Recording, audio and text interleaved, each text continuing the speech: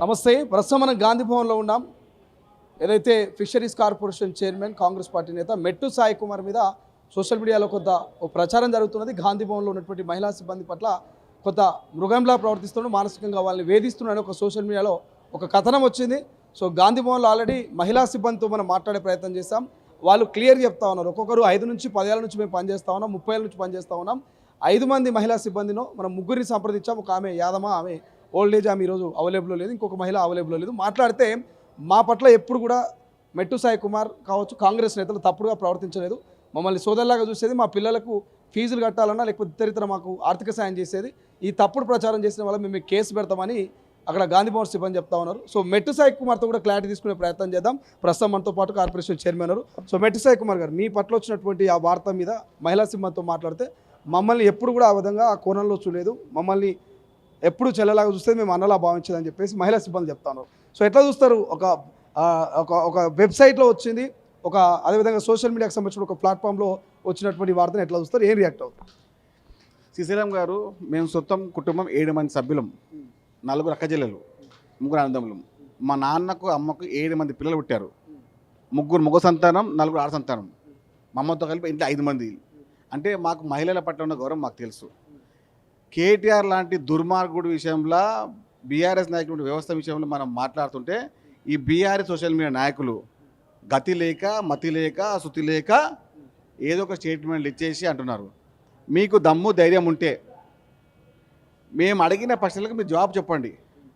బురద జల్లడంలా BRS party పెట్టింది పేరు. మంచి మాట్లాడితే ఊరలేని రకం, నిజాలు మాట్లాడితే వినలేని రకం. ఎప్పుడు మాట్లాడినా కాంగ్రెస్ పార్టీ నాయకులపైన ఏదో ఒక బురద జల్లాలే, ఏదో ఒక మట్టి జల్లాలే, వాళ్ళ ముఖ్యంగా కంట్లో కారం జల్లాలనే ఉద్దేశం తప్ప ఇంకే పని లేదు. మార్నింగ్ ఉదయం ప్రెస్ మీట్ పెట్టాము. ఏ విషయంలో? కేటీఆర్ మాట్లాడిన చిలక పలుకులు, చిల్లర పలుకుల పైన. ఆ పలుకుల్లో ఘాటుగా మనం మాట్లాడినందుకు, మనం ప్రశ్నించినందుకు ఇలాంటి చిల్లర మాట్లాడే చిల్లర నాయలారా, మేము కాంగ్రెస్ పార్టీ కార్యకర్తలం ఎప్పుడు కూడా ఒక వ్యవస్థలో పనిచేసిన వాళ్ళం, సోదర కుటుంబంలో పనిచేసిన వాళ్ళం. మానవ దృక్పథం మాకు ఎక్కువ ఉంటుంది. ప్రతి వ్యక్తిని ఆదుకునే వ్యక్తులు మేము. మీరు ఎవరైతే వ్యవస్థలో కాపాడలేని మీరు ఒక వ్యవస్థని ఇబ్బంది పెట్టే రకంలో పనిచేస్తున్నారు. ఒక చిన్న మాట చెప్తున్నాను శ్రీశైలం గారు, వ్యక్తిగతంగా మాట్లాడితే మాట్లాడండి, కానీ అందులో మహిళలను తీసుకొచ్చి ఒక కుటుంబ సభ్యులను తీసుకొచ్చి వాళ్ళని ఇబ్బంది పెడతా అంటే మీకన్నా దుర్మార్గమైన చర్య ఎక్కడ ఇచ్చలేదు. కేటీఆర్ సోషల్ మీడియా చెప్తున్నా ఇప్పుడే, మీకు దమ్ము ధైర్యం ఉంటే మీ కేటీఆర్ని మీరు అడగండి, గత 10 ఏళ్ళు ఏం చేసిన అవినీతి ఎక్కడ ఉందని చెప్పి. అదే కేటీఆర్ అడగండి, చెల్లెని ఎందుకు తిడుతున్నావు అని చెప్పి. అదే కేటీఆర్ని అడగండి, మీరు ఎందుకు నాన్న కొడుతున్నావు అని చెప్పి. ఈ మాటల్లో మాట్లాడినందుకు మాట్లాడుతున్నారు. మాకు ఎలాంటి ఇబ్బంది లేదు. అంటే మెట్టు సాయి కుమార్ గాంధీ భవన్లో ఉన్న సిబ్బంది మీద, మహిళా సిబ్బంది మీద ఎప్పుడు తప్పుడుగా ప్రవర్తించలేదు. అయితే వాళ్ళు మా అక్క చెల్లెలు లాంటి వాళ్ళు, నా కుటుంబ సభ్యులు. గాంధీ భవన్లో ఉన్న ప్రతి వ్యక్తి, అటెండర్ నుంచి మొత్తం మన ఎంప్లాయ్ దాకా అందరూ నాకు గాంధీ భవన్. నేను చెప్పే ఉంటాను, గాంధీ భవన్ నా ఇల్లు, నా దేవాలయం.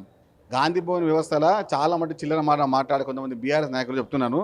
మీరు ఒకసారి రండి, గాంధీ భవన్ వచ్చి పుణ్యతులు రండి. గాంధీ భవన్లో మీరుంటే రాజకీయ వ్యవహారం తెలుస్తుంది మీకు ఏందనేది. ఏదో చిల్లరగా సోషల్ మీడియా వేసి ఇట్లా చేస్తే ఎవరికి భయపడడం లేడు.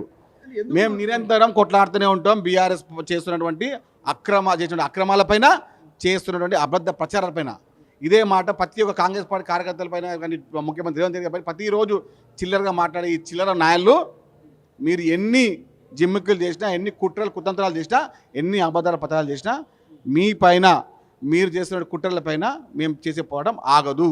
నిప్పు లేనిదే పొగ ఉండదంటారు. సో ఎట్లా చూడవచ్చు? అంటే నిజంగానే మీ వయసు తప్పు లేకపోతే వాళ్ళు ఎందుకు సోషల్ మీడియా రాస్తారు? ఒకవేళ రాసిన సోషల్ మీడియా ప్లాట్ఫామ్ మీద కేసు అని పెట్టే అవకాశం 100% నేను డీసీపీ గారిని ఇప్పుడు కలుస్తా పోయి నేను కంప్లైంట్ రైట్ చేస్తాను.